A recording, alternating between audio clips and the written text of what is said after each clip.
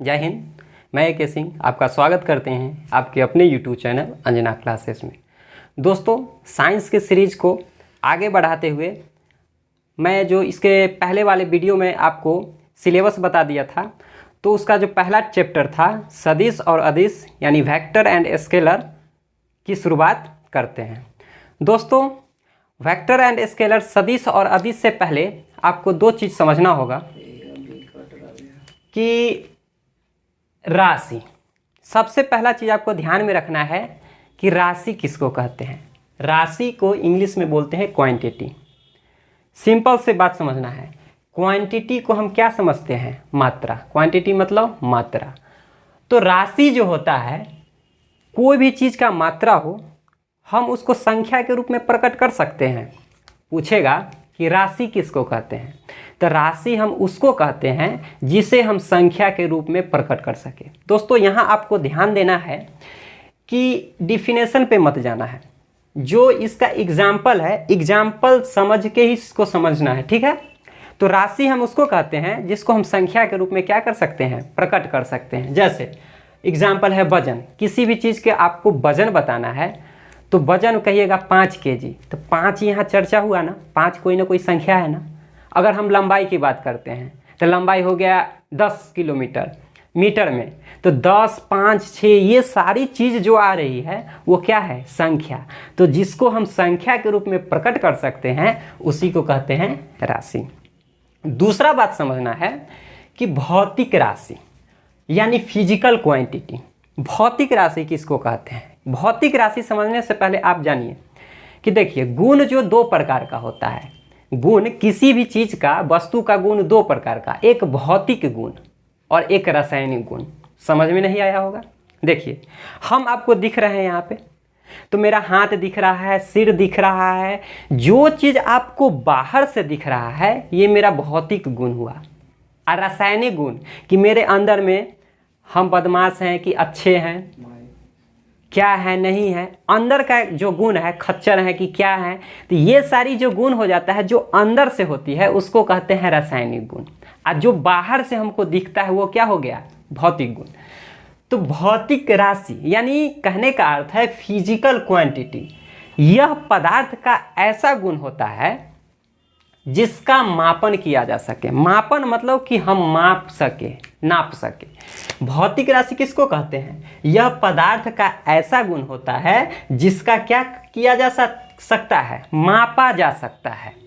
और जिस चीज़ को हम मापेंगे उस माप को हम किस चीज़ में प्रकट कर सकते हैं? संख्या में। देखिए, इसके पहले ही इस बात का चर्चा हम कर दिए थे कि राशि किसको कहते हैं, यानी जिसे संख्या के रूप में प्रकट कर सके।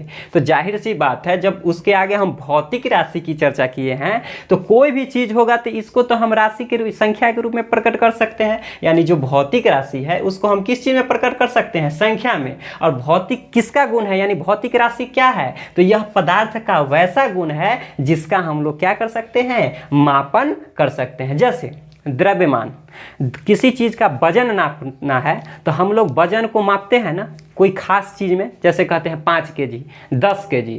ये 5 kg और 10 kg है, हम इसको माप रहे हैं कि नहीं? तो ये सारी चीज़ क्या है? भौतिक राशि। बल को हम लोग न्यूटन में मापते हैं, तो किसी न किसी चीज़ में माप रहे हैं ना, तो जिसको मापा जा सके वो क्या हो गया? भौतिक राशि। बस इसके बाद जो है, अब हमको समझना है मेन टॉपिक, जो भौतिक राशि जो होता है वो दो प्रकार का होता है। भौतिक राशि कितना प्रकार का होता है? दो प्रकार का। एक को कहते हैं सदिश राशि और एक को कहते हैं अदिश राशि। देखिए, डिफिनेशन पूछता है और एग्जाम्पल पूछता है कि इसमें से आप पहचानिए कौन सदिश है कौन अदिश है। हम आपको दो तरीका बताएंगे आसान भाषा में समझने के लिए। देखिए, नाम से ही आपको डिफिनेशन स्पष्ट हो जाएगा। यहाँ कह रहा क्या रहा है? सदिश राशि। यहाँ क्या कह रहा है? अदिश राशि। पहले आप समझिए, किसी के आगे अगर अ लगल रहता है तो अ का अर्थ हो जाता है न। अ मतलब न। किसी के आगे अगर स लग जाए तो स मतलब साथ, यानी हाँ।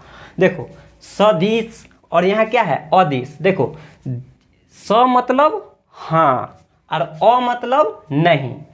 तो देखो, क्या नहीं, नाम से स्पष्ट है, सदिश। दिश मतलब दिशा।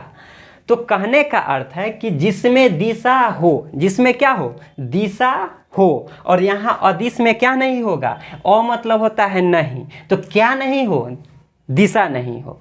तो दो चीज ध्यान में रखना है कि सदिश हो चाहे अदिश हो, दोनों में परिमाण होता है, दोनों में क्या होता है, परिमाण कॉमन है। यह सदिश में भी होता है, अदिश में, लेकिन डिफरेंस दोनों में अंतर कहाँ हो जाता है, नाम से स्पष्ट है कि स मतलब हाँ, दिश मतलब दिशा, क्या हो, दिशा हो, यानी सदिश राशि कैसा गुण है, जिसमें दिशा हो, और अदिश में क्या हो जाएगा, जिसमें दिशा नहीं हो। और फाइनली इसको हम डिफिनेशन क्या बोलेंगे कि सदिश राशि वह है जिसमें दिशा और परिमाण दोनों हो।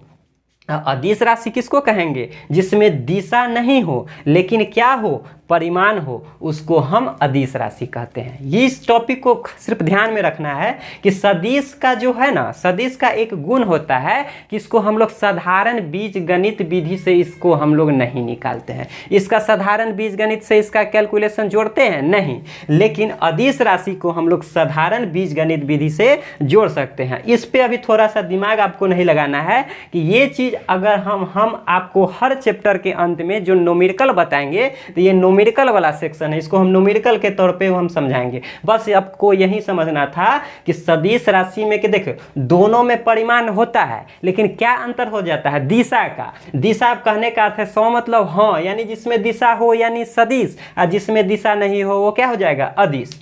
अब आ जाता है मेन आपको पहचानने के लिए कि ऑप्शन में दे देता है कि निम्न में से कौन सदिश राशि है, निम्न में से कौन सदिश राशि नहीं है। तो सदिश और अदिश का पहचान करने के लिए बहुत सारा चीज, फिजिक्स में बहुत सारा ऐसी राशियां हैं जो सदिश है और अदिश है। इसको याद करने के लिए आपको एक छोटा सा ट्रिक हम बताएंगे। मेनली हम भी वही करते हैं, हम भी वही ट्रिक को अपनाए हुए हैं जो कहीं भी आज तक कोई ऐसा क्वेश्चन नहीं हुआ है जो मतलब मेरा क्या हो गया, गलती हो। तो देखिए आपको एग्जाम्पल के तौर पे हम कहेंगे कि मान के चलिए कोई क्लास है, क्लास में कहेंगे कि तुम होशियार को छांटो, तो क्या तरीका है, सारे होशियार को आप छांटते चलिएगा नहीं, एक तरीका है कि आप बकलोल वाला के छांट लीजिएगा तो होशियार अपने आप छांटा गया।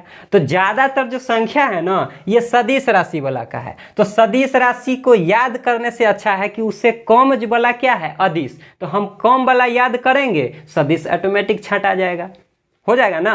तो देखिए अदिश राशि के लिए आपको हम एक छोटा सा ट्रिक देंगे कि अदिश राशि इतना आप याद कर लीजिए, ये ट्रिक है, ये ट्रिक बहुत सावधानी से याद रखिएगा।